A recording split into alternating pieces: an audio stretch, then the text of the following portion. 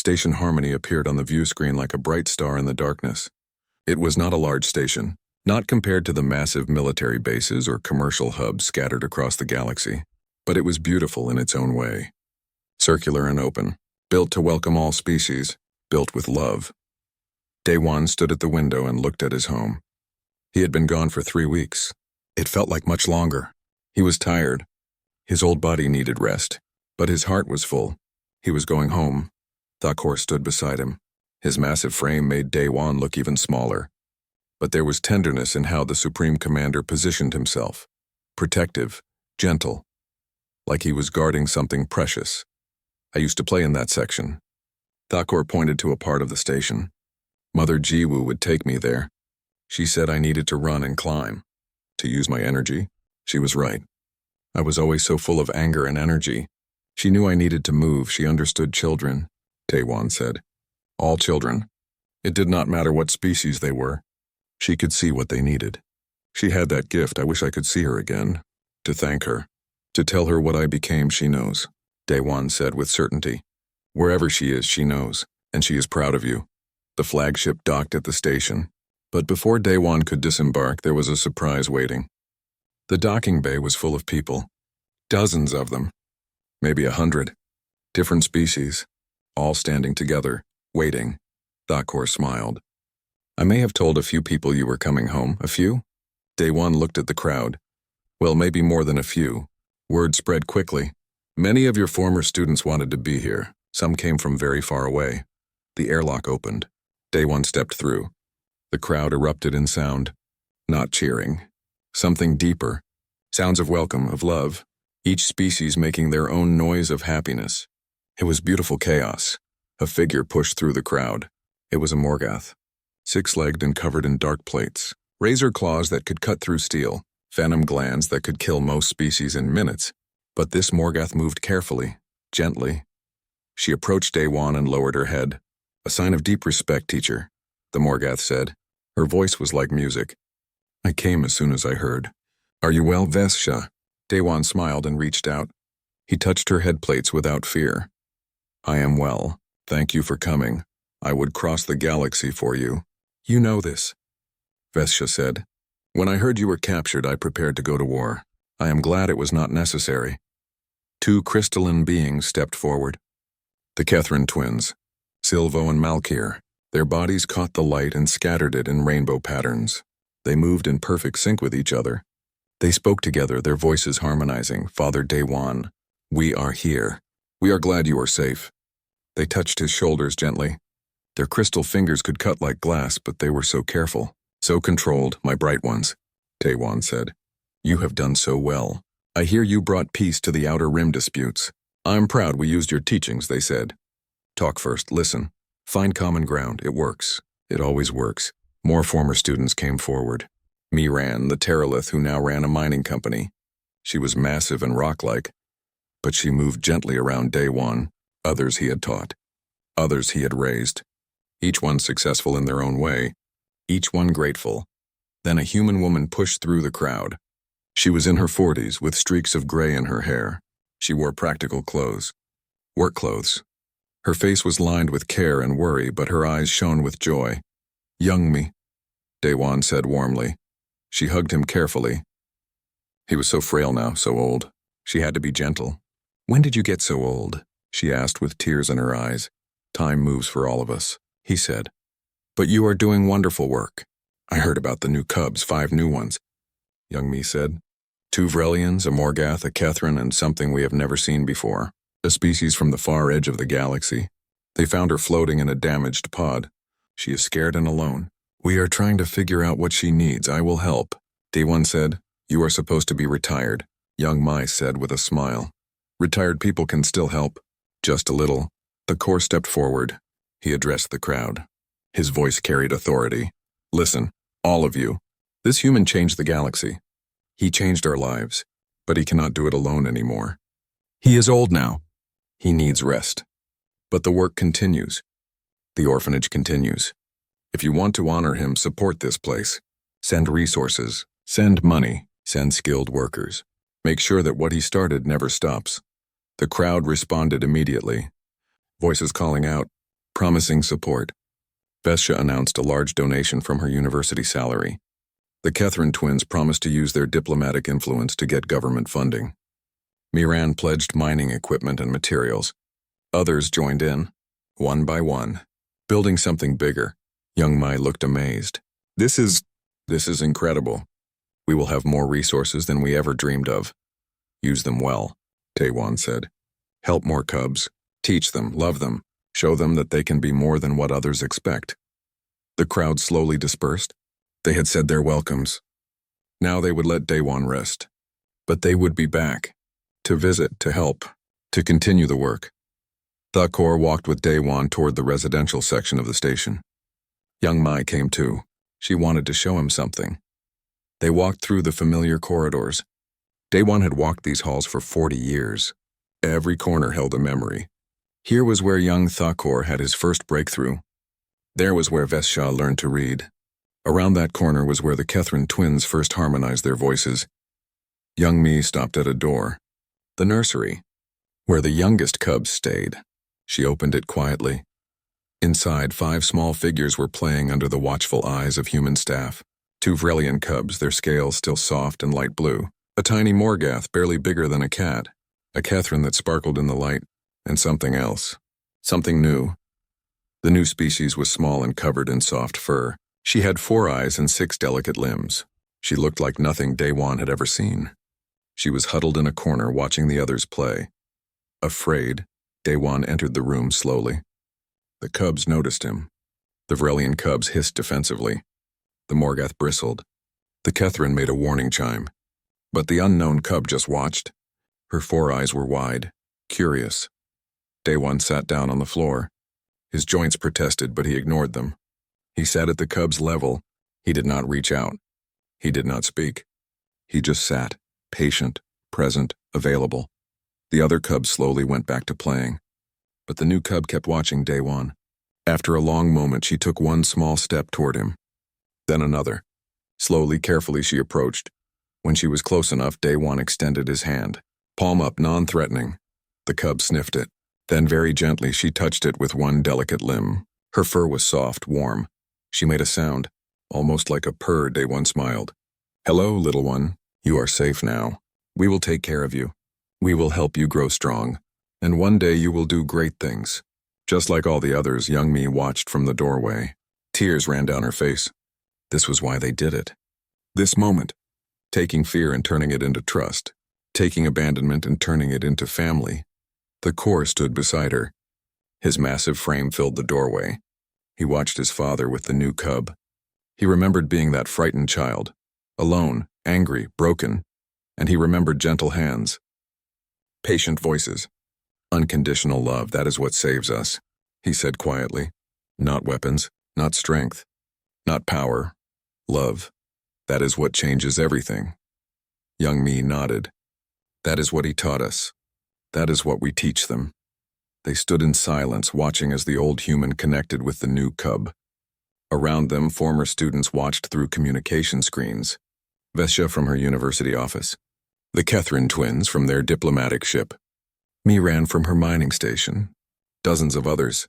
All of them watching. All of them remembering when they were the frightened cub. When Daewon had shown them kindness, the unknown cub climbed into Daewon's lap. She curled up there, feeling safe for the first time since her pod had been found. Daewon stroked her soft fur gently. He hummed a quiet tune. The same lullaby Jiwoo used to sing. And in that moment, watching this scene, everyone understood the truth about humans.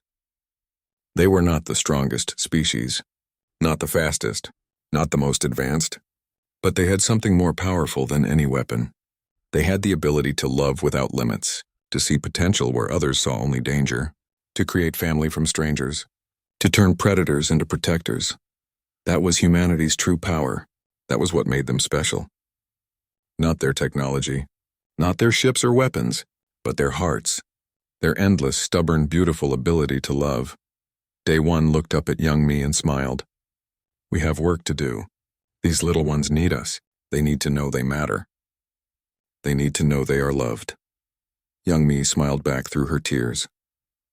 We will teach them, just like you taught us. The work continues, yes. Day-Wan said softly, looking down at the cub in his lap. The work continues. And it always will, as long as there are children who need help. As long as there are humans willing to love them, the work will continue. Outside the station, in the darkness of space, ships from a dozen species floated. All of them there to protect station harmony. All of them there because of one old human who had dared to love when others said it was too dangerous, who had raised monsters and turned them into heroes, and in the nursery, surrounded by cubs who would. 2 days passed on the Vrelian warship. Day-Wan spent his time talking with the crew. They brought him food and asked countless questions. They wanted to understand humans better. They wanted to understand how such a small, soft species could have such a big impact on the galaxy. Day-Wan taught them about human history, about how humans were once just simple hunters on a single planet. They were not the strongest animals on Earth.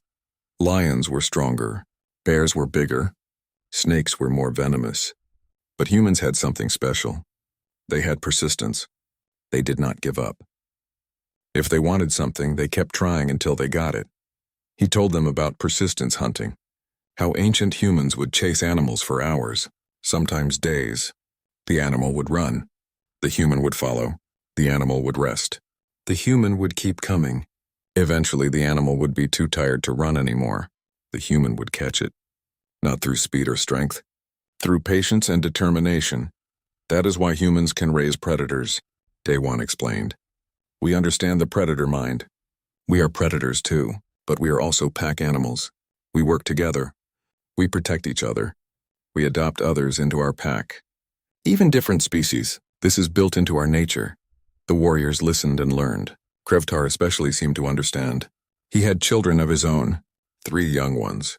He talked about how hard it was to teach them control, how Vrelian cubs were naturally aggressive, violent.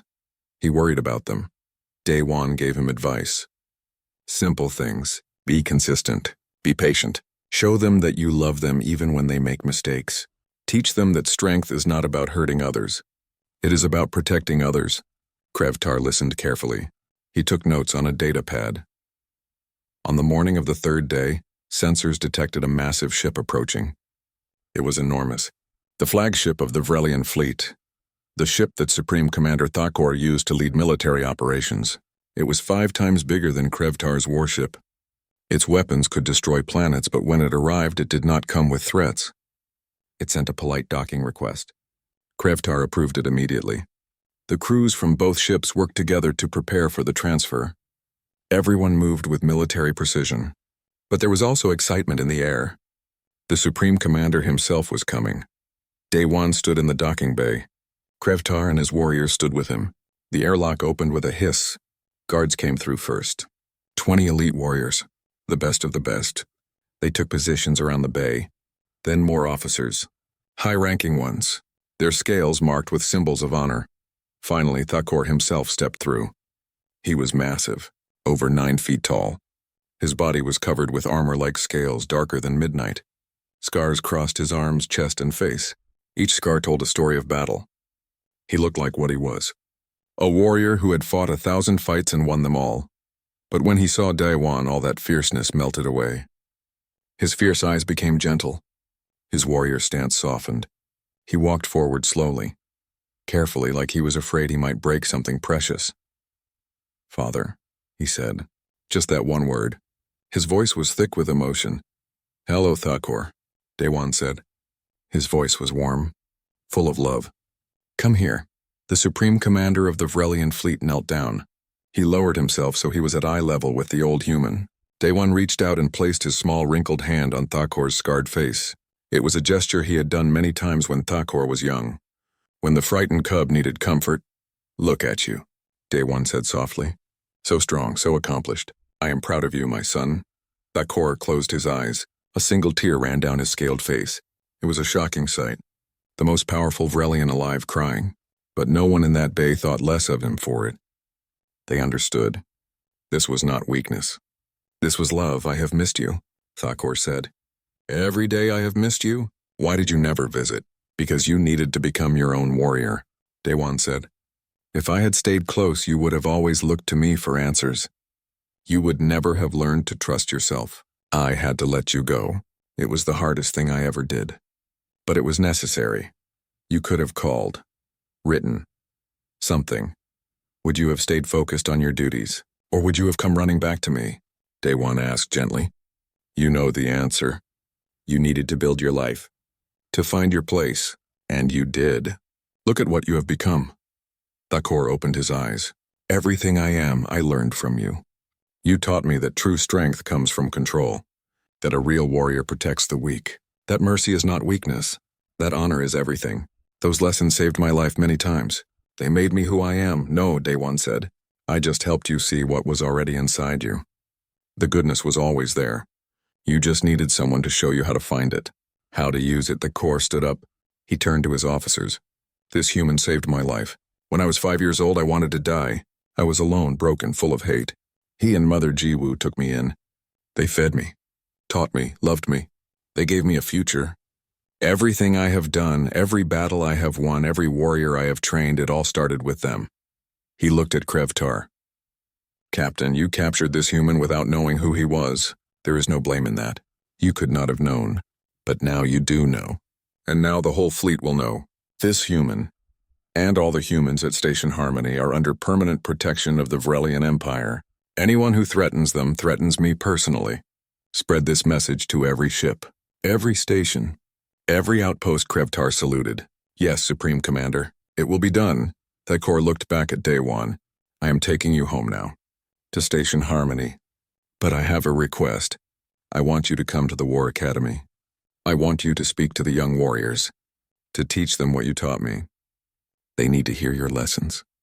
They need to understand that being a warrior is about more than just fighting. Day One was quiet for a moment. I'm an old man. I do not know if I have much teaching left in me. Please, Father, Thakor said. The young warriors today are becoming too aggressive, too violent. They think strength is only about how many enemies they can kill. They need to hear from someone who understands true strength, someone who lived it, please. Day One looked into Thakor's eyes. He saw the same young cub he had known years ago. Still wanting to learn, still wanting to be better. He nodded. I will do it. For you. And for them. Thakor's communication device beeped. He checked it and smiled. Father, you are getting more requests. Fesha wants you to speak at the Galactic University. The Kethrin Assembly wants you to mediate a dispute. The Terralith Mining Guild wants your advice on worker relations. Everyone wants your time. Day One laughed. It was a tired laugh. I retired for a reason. I'm old, I want to rest, but I suppose the galaxy has other plans for me. You changed the galaxy, Thakor said. One child at a time. Now those children are leaders. They want to give back. They want to share what you taught them. You created a legacy, Father. The greatest legacy anyone could have. It was not just me, Day One said. It was Jiwoo. It was Bitna. It was Taesung and Young Mi and all the others who worked at the orphanage. It was all of us together, but you led them, Thakor said. You showed them the way. That is what leaders do. Day One was moved onto the flagship. His quarters there were massive, comfortable. They had modified the furniture to human size. Thakor had planned ahead. The Supreme Commander wanted his father to be comfortable. As they traveled toward Station Harmony, Thakor spent every free moment with Day One. They talked about everything. About the old days at the orphanage. About Thakor's rise through the ranks. About the battles he had fought. About the decisions he had made. Thakor asked for advice. There was a conflict brewing between two Vrelian clans. He did not know how to handle it without violence. Day One listened and offered wisdom. Simple wisdom. Talk to both sides. Find what they have in common. Show them that peace serves them better than war. Help them see each other as people, not enemies. Thakor absorbed every word. He took notes. He asked questions. Even as Supreme Commander, he was still the student. Still learning from his father. And Day One was patient, teaching, guiding, just like he always had. On the 5th day of their journey, a message came through. It was from Young Mi at Station Harmony. She had heard about Day One's capture and rescue. She was relieved he was safe. She was also excited. She had news. New cubs had arrived at the orphanage. 5 of them. Different species. All needing help. Day One smiled when he heard. The work continues. Even without me. That is good. That is how it should be. But Thakor looked at him with knowing eyes. You will want to help when you return. I know you. You will not be able to stay away from the cubs. It is who you are, Daewon did not deny it. Maybe I will help a little. Just a little. I am too old to do the hard work. But I can tell stories. I can teach. I can be there for them. That is all they need, Thakor said. Someone to be there. Someone to care. That is what you gave me. That is what saved me. Krevtar moved to the communication panel on Daewon's small ship. His large fingers moved carefully over the controls. He opened a secure channel to the Vrelian command station. While he spoke in his own language, Daewon stayed seated. He was tired. Old Bones did not like long days. One of the younger warriors approached Daewon. He kept his weapons lowered. A sign of respect. Human elder. May I ask you something? Of course. Daewon said. The warrior hesitated. My clan brother went to Station Harmony 10 years ago. He was very young. His name was Torvan. Did you know him? Daewon thought for a moment. Then his face brightened. Torvan. Yes, small for his age. Loved to climb. Was always on top of things. Walls, equipment, everything. The warrior made a sound that might have been a laugh. Yes. That is him. He still climbs everything. It drives his commanders crazy. But he is the best scout in our fleet. Nothing escapes his eyes, Daewon smiled. I am glad to hear he is well. Tell him Daewon remembers him. Tell him I still have the drawing he made for me. He drew our station. Very detailed. Very precise, the warrior touched his chest. A Vrelian sign of deep respect. I will tell him. Thank you for caring for him when his parents could not. Krevtar returned from the communication panel. His expression was hard to read. I have spoken with command. They are checking your story. They are also sending an urgent message to Supreme Commander Thakor. He is in another sector, leading a training mission.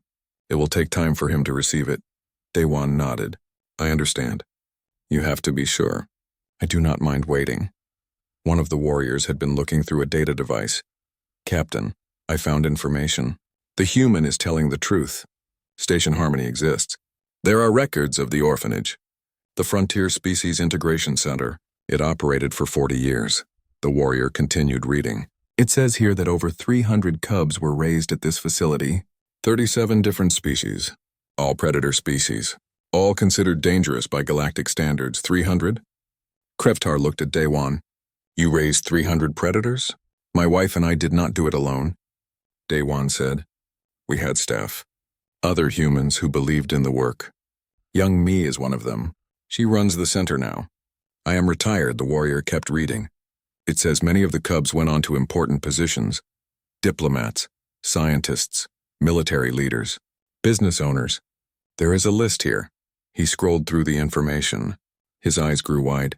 By the ancestors, half the current Galactic Council was raised by humans. How did we not know this? Because they do not talk about it much, Daewon said. Some species think it is shameful to need help, to be weak as children, but all children are weak. All children need love and guidance. There is no shame in that. Krevtar sat down again. He looked at Daewon differently now, with something close to awe. You changed the galaxy. With kindness, not just me, Daewon corrected. It was all of us. Jiwoo especially. She died 3 years ago. She was the heart of everything. I was just a teacher. She was the one who could see what each child needed. She understood them on a deep level. I am sorry for your loss, Krevtar said.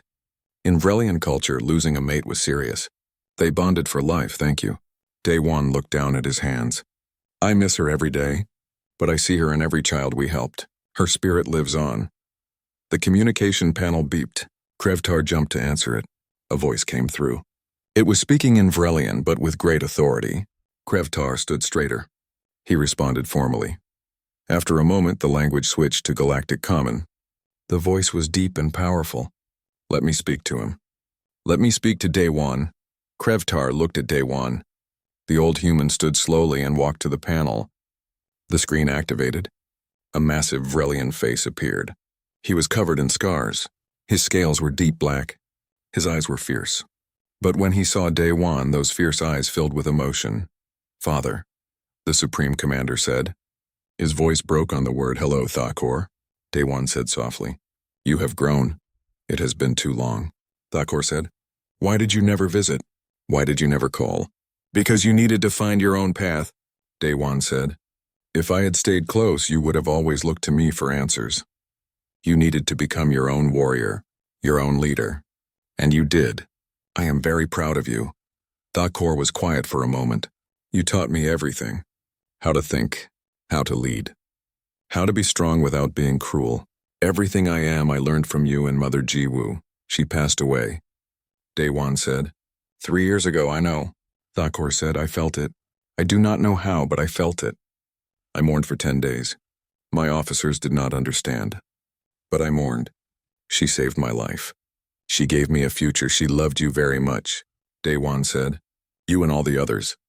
Thakor turned his head and spoke to someone off screen. Then he looked back. I am coming to get you.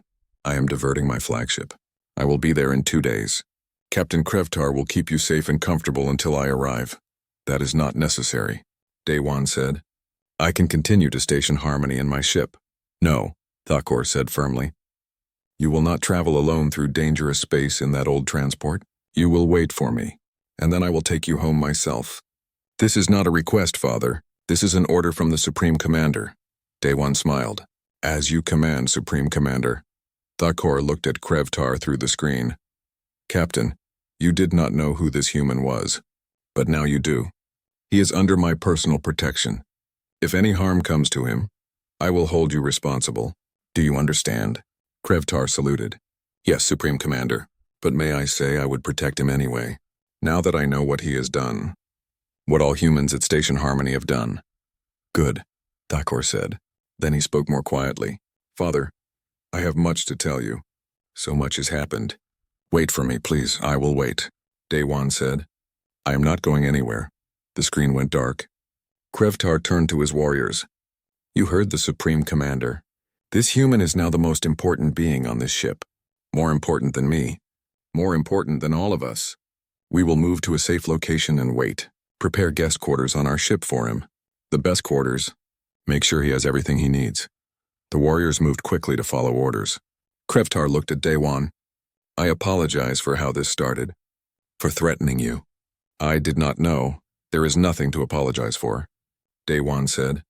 You were doing your duty. Protecting your territory. That is what good warriors do. Within an hour, Daewon was moved to the Vrelian warship. They gave him a large room. Comfortable by their standards, though the furniture was too big for him. The warriors brought him food. They asked him questions. They wanted to hear more stories, and Daewon told them. He told them about all the children he had raised. He explained human philosophy about family, about how humans believed that love could cross any boundary, any species, any distance. The warriors listened like students. They were learning something new. That humans were not weak. That softness was not the same as weakness. That the ability to love was its own kind of strength. Perhaps the strongest kind. Word began to spread through communication channels. The old human who raised predators, the human who taught the Supreme Commander. Soon other messages started arriving, from all over the galaxy. A message from Vesha, the Morgath philosopher. She had heard about the capture. She sent a strongly worded message to the Vrelian command. She demanded that Daewon be released immediately. She said if any harm came to him, there would be consequences. A Morgath threatening the Vrelian Empire. It was unheard of. But she did it for Daewon, a message from the Kithran twins, Silvo and Malkir. They were on a diplomatic mission, but they were ready to abandon it. They would come for Daewon if needed. Their crystalline voices sang with concern, messages from dozens of others. Former students, all of them successful, all of them powerful in their own ways, all of them ready to move heaven and stars to protect the old human who had saved them. Krevtar read these messages with growing amazement. He looked at Daewon, who was calmly drinking tea. You have an army, a whole army of the most powerful beings in the galaxy, and they would all come if you called. Daewon shook his head. They are not an army. They are family. There is a difference. An army fights for duty, family fights for love. And that, Krevtar realized, was the true power of humans, not their technology, not their weapons. Their ability to create family from enemies, to turn fear into love, to raise monsters and teach them to be heroes. Krevtar stood silent for a long moment. His warriors waited. Finally, he spoke. Tell me more. Daewon sat down on a supply box. His old body was tired from standing. Krevtar noticed and pulled over another crate for himself. The other warriors found places to sit or lean. It felt strange. Minutes ago, this had been a capture. Now it felt like something else. Like students listening to a teacher. The orphanage started 43 years ago. Daewon began. My wife Jiwoo and I were living on Station Harmony. She was a doctor who studied alien biology. I was a teacher. We had no children of our own. One day, a cargo ship arrived with a problem. They had found a small creature in their hold. It had stowed away on their ship. The creature was hurt and scared. No one knew what to do with it. What was it? Krevtar asked. A Morgoth cub, Daewon said. The warriors made sounds of surprise. Morgoths were known across the galaxy. Six-legged hunters with razor claws. They could see in complete darkness. Their bite carried venom. Most species feared them. The station's security wanted to space it. Daewon continued. They said it was too dangerous to keep. But Jiwoo looked at it and saw a baby. Just a baby. Lost and alone. She brought it home and it did not kill you? A warrior asked. No. Daewon smiled at the memory. It tried at first. It was so small, maybe 2 months old. It hissed and struck at us. But it was also starving. Jiwoo figured out what it needed to eat. She fed it carefully. She sang to it. Human lullabies. After 3 days, it stopped trying to bite her. After a week, it followed her everywhere. Humans have something special, Daewon said. He looked at Krevtar. We are not the strongest. We are not the fastest. Our claws are dull. Our teeth are weak. But we have this gift. We can make family with almost anyone. We see a baby, any baby, and something inside us wants to protect it, to care for it, to love it. One of the warriors made a clicking sound. This is pack bonding. We have heard of this human trait, yes. Daewon nodded. Humans evolved as hunters. We hunted in groups. We raised our young together. We even adopted the young of other species sometimes. In our history, humans raised wolf cubs. Those wolves became dogs. They became our partners, our family. We did the same with many animals. Cats, horses, birds. If it was young and needed help, humans would try to save it. The first Morgoth cub lived. Daewon continued his story. We named her Vesha. She grew up in our home. She learned to be gentle with her claws. She learned to speak Galactic Common. She learned to read. When she was grown, she left to find her own kind. But she visited us many times over the years. After Vesha, others came. Word spread in strange ways through the galaxy. If you had a predator cub that no one wanted, there were humans on Station Harmony who would take it. Ship crews brought us babies they found, sometimes whole groups of cubs whose parents had died. We took them all. Krevtar leaned forward. Tell me about Thakor. How did he come to you? Daewon closed his eyes, remembering. I was 32. Jiwoo was 30. We had been running the orphanage for 5 years. We had helped maybe 20 cubs by then. Thakor arrived on a medical transport. A doctor had found him on a battlefield. The Vrelian clan wars were happening. His entire family was dead. He was trying to survive by eating the dead. The warriors shifted. This was hard to hear. It spoke of deep shame in their culture. He was 5 years old. Daewon said softly, just 5. Small for his age because he had not eaten well. His scales were dull. His eyes were empty. When I first saw him, I thought he might already be dead inside. Just a body with no spirit. How did you reach him? Krevtar asked. His voice was rough with emotion. Slowly, Daewon said. Very slowly. He would not let anyone touch him. He would not speak. We gave him food, but he would not eat while we watched. So we left food and walked away. We did this for weeks, just leaving food, walking away, showing him we would not hurt him. Jiwoo started singing to him. Through the door of his room. Human songs, soft and gentle. After a month, he started eating while we were in the room. After 2 months, he spoke his first word to us. It was in Vrelian. It meant hungry. We had other staff by then. Daewon continued. One was a young human woman named Bitna. She was strong and athletic. She knew human martial arts, fighting styles from Earth. She offered to teach Thakor. He was interested. Fighting was something he understood. Bitna taught him discipline, how to control his body, how to control his anger. She was patient but firm. When he lost control, she would stop the lesson. When he showed control, she praised him. Slowly, he learned that he did not have to be ruled by his rage. I taught him other things, Daewon said. How to read, how to think, how to question. I taught him that warriors are not just fighters. The greatest warriors are protectors. They use their strength to keep others safe. I told him stories of human warriors who showed mercy, who fought only when they had to, who knew that the hardest battle is the one you choose not to fight. Krevtar was very quiet now. And he believed you? Not at first. Daewon smiled. He argued with me constantly. He said I was soft, weak. He said human ideas would get him killed, but I never argued back. I just kept teaching, kept showing him. And Jiwoo kept loving him. She treated him like a son. She tended his scales. She made sure he ate well. She worried about him. One day when he was 8 years old, something happened. There was a young Kethrin in the orphanage. A small one, new, still very scared. Another older cub, a Terralith, was bullying the Kethrin, being cruel. Dakor saw this. He stepped between them. He did not fight the Terralith. He just stood there, using his body to protect the small one. He said, "We do not hurt those who are weaker. That is not strength. That is cowardice." Daewon's eyes were bright. Those were my words, coming from his mouth. That was when I knew he would be all right. That was when I knew he understood. Krevtar stood and walked to the small window. He looked out at the stars. When did he leave? When he was 14, Daewon said. He had grown strong, smart. Other Vrelians heard about him. They came to see. They saw a young warrior with honor, with control. They asked him to return to Vrelian space, to join their clans. He was torn. He wanted to stay with us, but he also wanted to find his people. I told him to go. Daewon said quietly. I told him his place was with his own kind, that he would do great things. He cried. I had never seen him cry before. He asked if we would forget him. Jiwoo held him and said that love does not forget, that no matter where he went, he would always be our child. The ship was silent. One of the warriors had moisture in his eyes. Vrelians did not cry often, but this story touched something deep. Krevtar turned around. This Vesha, the Morgath. What became of her?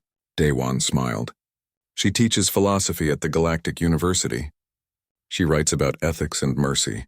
She is one of the most respected thinkers in the galaxy, all because Jiwoo saw a scared baby and brought it home. You said there were others. Krevtar said. Tell me, so Daewon told them. He told about the Kethrin twins, Silvo and Malkir. Silicon-based life forms, sharp as glass. They could barely speak when they arrived. His staff member, Taesung, taught them through music. Human instruments. The vibrations helped them communicate. Now they served as ambassadors, bringing peace to disputed territories. He told about Miran, a Terralith who came to them angry at the universe, who learned patience through gardening, who now led a mining company that treated workers fairly, who created jobs for species that others would not hire. He told story after story, each one showing how humans had taken something the galaxy feared and helped it become something beautiful. Not by changing what these beings were, but by showing them how to use their nature for good instead of destruction. Krevtar listened to everything. When Daewon finally stopped talking, the captain looked at his warriors. Then he looked back at the old human. I need to contact my command. This changes everything. The old transport ship moved slowly through the dark space. Inside, Daewon sat in his pilot chair and drank tea from a metal cup. His hands were wrinkled and spotted with age, but they held the cup steady. He was 73 years old, and he had seen many things in his long life. Today, he was heading home after visiting an old friend on a distant station. The warning light on his control panel started to flash red. Daewon looked at it and took another sip of tea. He was not surprised. This part of space was known for pirates and raiders. He had known the risk when he chose this route. It was shorter, and his old bones were tired. A massive ship appeared in front of him. It was 10 times bigger than his small transport. The hull was dark blue and covered with sharp edges. Daewon recognized the design. Vrelian warship. The warrior race that ruled this sector of space with violence and fear. A voice came through his communication system. It was deep and rough, like stones grinding together. The words were in Galactic Common, but the accent was thick. Human vessel, you have entered Vrelian space without permission. Stop your engines. Prepare to be boarded. Any resistance will result in your death. Daewon pressed the button to respond. He spoke in a calm voice. Yes, of course. My engines are stopping now. I have no weapons on this ship. You may board whenever you are ready. He shut down his engines and finished his tea.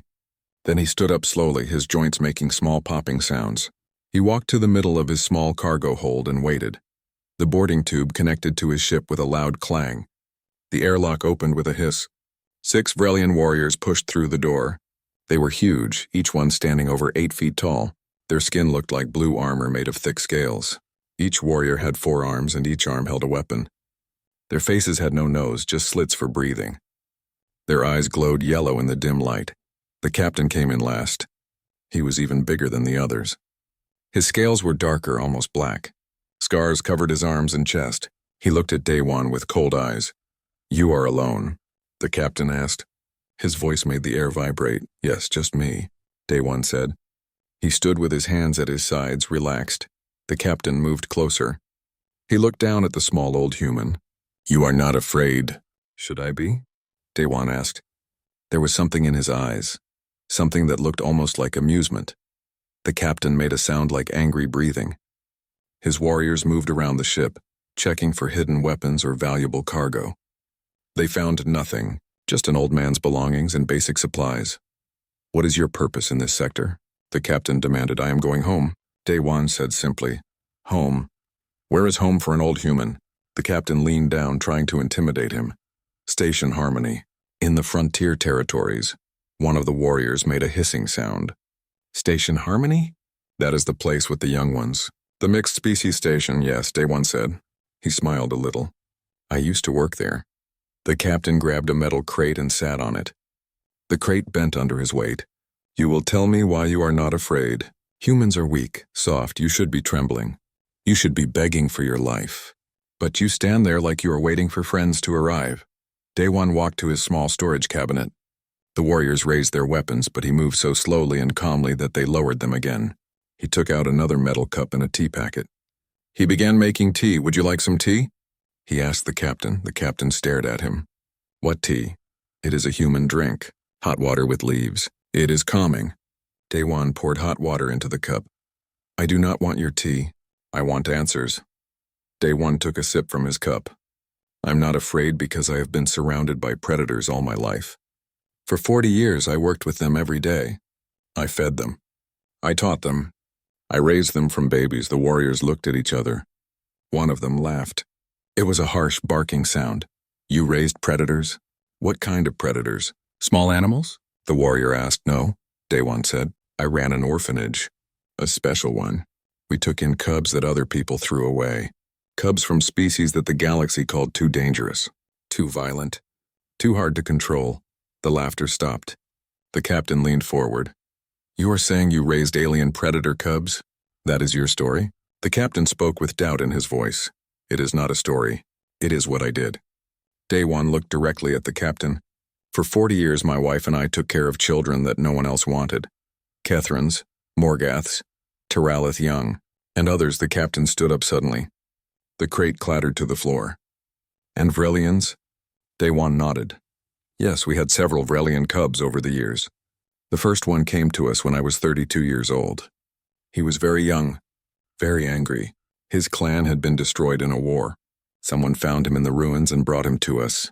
No one else would take him. What was his name?" The captain spoke quietly now. His voice was dangerous. "Thakor. His name was Thakor." The warriors went completely still. The captain's eyes grew wide. He spoke in his own language to his warriors. They responded quickly, their voices shocked. The captain turned back to Daewon. "Thakor is the supreme commander of the Vrelian fleet. He is the most powerful warrior in our entire race. You are claiming that you raised him?" "I am not claiming anything. I am simply telling you what happened." Daewon finished his tea. "Thakor came to us when he was very small, maybe 5 years old in human age. He was so full of rage. He attacked anyone who came near him. He broke things. He refused to eat. He wanted to die. And you made him into the supreme commander?" The captain sounded different now. Less threatening. More confused. "No, I helped him become who he was meant to be."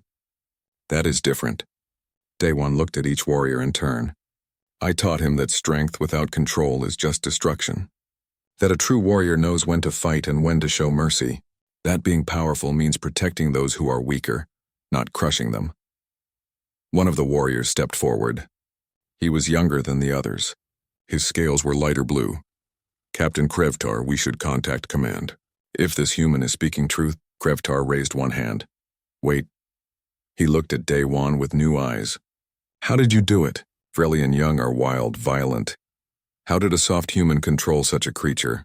Daewon smiled. It was a gentle smile, the kind that reached his eyes and made the wrinkles there deepen. I did not control him. I loved him. He said it simply, like it was the most obvious answer in the galaxy. That is what humans do. We love. Even when it is hard, even when it is dangerous, even when everyone else says we should not.